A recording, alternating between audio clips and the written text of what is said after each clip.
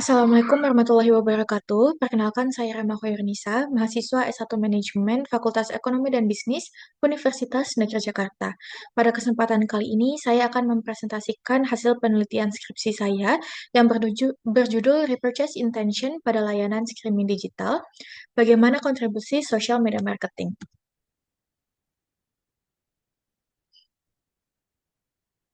Yang pertama, saya akan menjelaskan dari bab satu dulu, yaitu pendahuluan.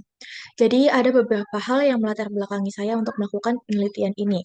Beberapa di antaranya yaitu karena adanya lonjakan internet yang mendorong pesatnya pertumbuhan dan persaingan layanan streaming digital di Indonesia. Salah satunya, grafiknya bisa dilihat di sebelah kanan, yaitu ada persentase penggunaan streaming digital di dunia, dan salah satu yang terbesar adalah di Indonesia, sekitar 96% dari total populasinya. Kemudian, sosial media marketing ternyata dinilai tidak efektif dalam membangun interaksi, karena masih banyaknya kendala-kendala yang dialami. Kemudian ada brand engagement yang seharusnya terjalin secara dua arah, tetapi justru biasanya terjalin secara satu arah saja. Kemudian ada brand awareness yang diharapkan dapat diupayakan supaya tinggi, tetapi ternyata konten-konten yang disampaikan oleh brand tidak sesuai dengan ekspektasi oleh konsumen, sehingga brand awareness dari brand tersebut justru menjadi lemah. Kemudian brand image yang diharapkan positif, tetapi nyatanya justru masih banyak mendapatkan kritik negatif dari konsumen sehingga merusak brand image dari perusahaan. Dan yang terakhir yaitu repurchase intention yang seharusnya dapat mempertahankan konsumen, tetapi pada kenyataannya masih terdapat ketidakpastian dari konten yang justru menurunkan repurchase intention brand tersebut. Kemudian tujuan dilaksanakannya penelitian ini adalah untuk menguji pengaruh social media marketing terhadap brand engagement, brand awareness, brand image, dan repurchase intention, serta menguji pengaruh brand engagement, brand awareness, dan brand image terhadap repurchase intention. Adapun manfaatnya yaitu secara teoritis memberikan kontribusi dalam memahami pengaruh social media marketing terhadap repurchase intention di industri streaming digital. Sementara itu, manfaat praktisnya yaitu memberikan wawasan untuk strategi social media marketing pada perusahaan layanan streaming digital. Kemudian masuk ke bab kedua yaitu kajian pustaka. Yang teori yang saya gunakan yaitu Service Dominant Logic, di mana teori ini dikemukakan oleh Fargo and Lush. Service Dominant Logic adalah paradigma pemasaran yang melihat nilai atau value tidak hanya diciptakan oleh perusahaan, tetapi juga diciptakan bersama atau disebut juga sebagai value co-creation yang dibangun melalui interaksi antara perusahaan, konsumen, dan aktor lain dalam ekosistem layanan. Adapun kontribusi dari Service Dominant Logic Theory bagi penelitian yaitu di mana social media marketing berperan sebagai alat integrasi sumber daya dan brand awareness, brand image, brand engagement, repurchase intention memiliki perannya masing-masing. Kemudian ada 5 teori pendukung yang sesuai dengan indikator penelitian yang peneliti gunakan dalam penelitian ini. Ada repurchase intention, social media marketing, brand engagement, brand awareness, serta brand image.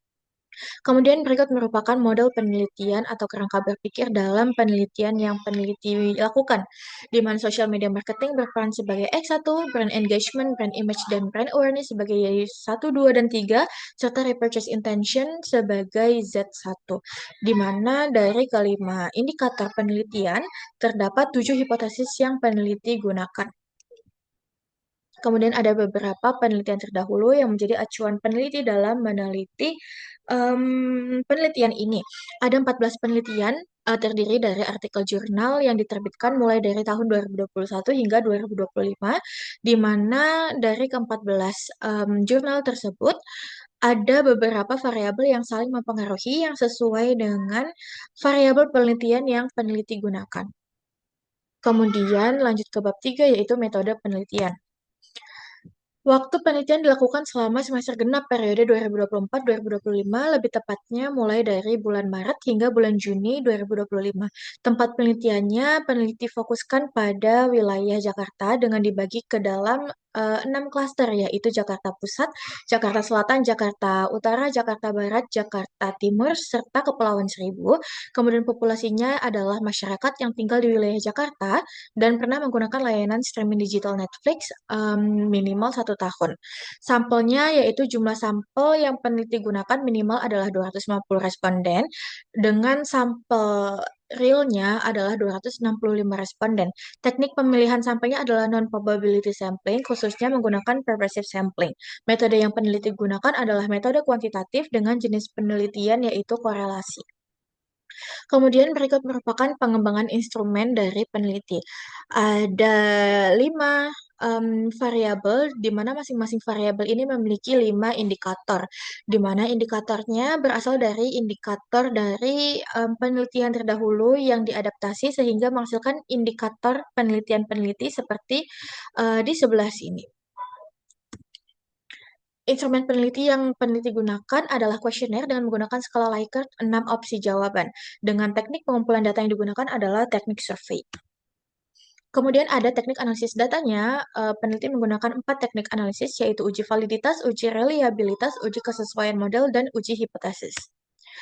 Yang keempat adalah bab 4, yaitu hasil dan pembahasan. Berikut merupakan deskripsi data, di mana mayoritas eh, deskripsi data ini didapatkan dari responden yang mengisi kuesioner dari peneliti. Dari jenis kelamin dapat dilihat bahwa dominan laki-laki yang mengisi yaitu sekitar 54,3%. Kemudian dari pendidikan dapat dilihat bahwa mayoritas yang mengisi adalah responden yang pendidikan terakhirnya yaitu SLTA sederajat. Kemudian dari penghasilannya, mayoritasnya adalah penduduk yang berpenghasilan 1 sampai 5 juta dan wilayah terbesarnya yaitu Jakarta Pusat, di mana wilayah Kepulauan Seribu itu tidak ada responden yang mengisi. Kemudian dari usia dapat dilihat dari 21 sampai 25 tahun, status pekerjaan hampir sama yaitu tidak atau belum bekerja dengan yang bekerja. Kemudian status pernikahan mayoritas yang mengisi adalah belum atau tidak menikah. Nah, ini berdasarkan hasil dari data penelitian, yaitu dari social media marketing, brand engagement, brand image, brand awareness, dan repurchase intention. Di mana dari kelima variabel, rata-rata responden mengisi ke arah positif, yaitu mulai dari sedikit setuju, setuju, hingga sangat setuju.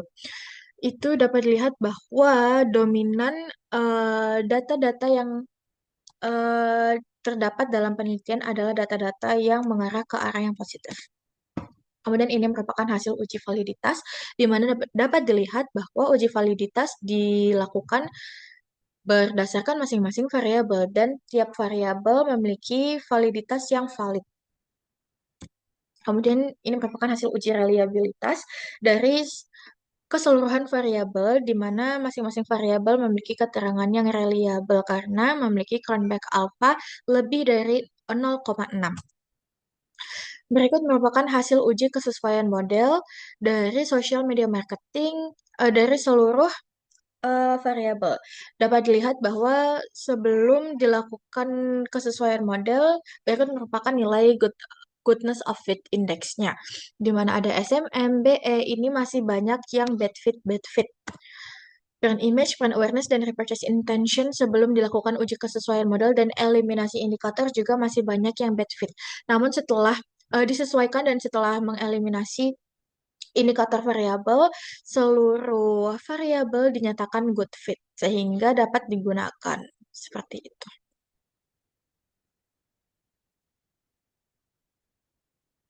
Kemudian ada hasil uji full model, di mana menggunakan seluruh model penelitian, dan selama hasil uji full model tidak ada indikator yang dieliminasi. Meskipun ada dua goodness, apa namanya, variable goodness of fit yang marginal fit, namun hal tersebut dapat tertolong karena keseluruhan variabel mostly good fit, dan hanya dua yang marginal fit dan masih dapat diterima. Nah, merupakan adalah hasil uji hipotesis bahwa di penelitian ini terdapat 7 hipotesis dan dari 7 ada 3 hipotesis yang tidak diterima, yaitu hipotesis pertama, hipotesis ke 5 dan hipotesis ke-7. Karena nilai dari hipotesisnya yaitu berada di kuadran negatif, ada seperti pengaruh social media marketing ke brand engagement ini negatif 0, negatif 2,243. Kemudian hipotesis brand engagement mempengaruhi repurchase intention juga negatif 2,021, dan hipotesis brand awareness mempengaruhi repurchase intention juga mendapatkan hasil negatif 2,332.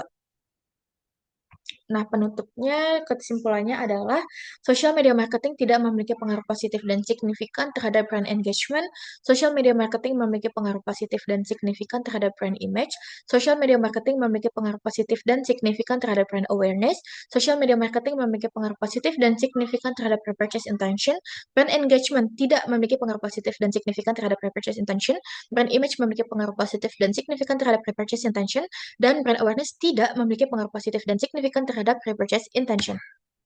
Nah, implikasinya terbagi menjadi dua, yaitu implikasi teoritis dan implikasi praktis, seperti yang telah diterangkan dan dimasukkan ke dalam PowerPoint. Kemudian ada keterbatasan dan rekomendasi, yaitu keterbatasannya objek hanya fokus pada Netflix, belum bisa digeneralisasi ke semua platform streaming. Variabelnya hanya terbatas dan responden terbatas di wilayah tertentu. Rekomendasinya, peneliti selanjutnya dapat memperluas objek ke platform streaming lain, kemudian bisa menambahkan variabel lain, mencakup wilayah responden yang lebih luas, dan dalami faktor penyebab hipotesis yang ditolak. Sekian presentasi dari saya, kurang lebihnya mohon maaf. Wassalamualaikum warahmatullahi wabarakatuh.